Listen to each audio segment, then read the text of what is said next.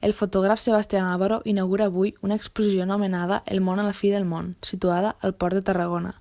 La mostra forma part del cicle de muntanya i es compon de 38 fotografies que l'autor ha fet al llarg dels seus 35 anys de trajectòria professional. A l'acte han assistit el president del Port de Tarragona, Josep Andreu i Figueras, i el coordinador del cicle de muntanya, Pau Sales. L'autor ha elegit mostrar aquestes imatges d'entre les 300.000 que ha realitzat, que mostren els paisatges més inhòspits del planeta. Lo que me gustaría transmitir es una idea determinada, que es el cambio que se produce en el ser humano desde hace 200 años.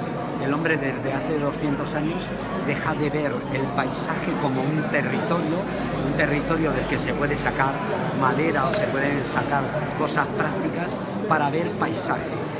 Tot el que representa de valor, d'esforç, no? de compromís, són valors que creiem que és bo transmetre'ls i que des del Port de Tarragona també ens sentim molt identificats. No? Llavors, projectes com aquests que ens han vingut, que es poden mostrar tots aquests valors, ens agrada participar.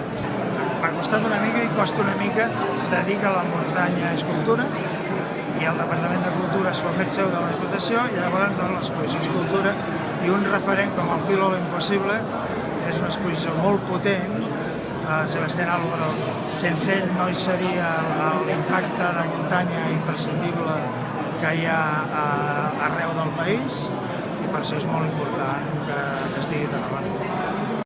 L'exposició es pot visitar del 31 de març fins al 30 d'abril al tinglado número 4 del moll de costa del Port de Tarragona.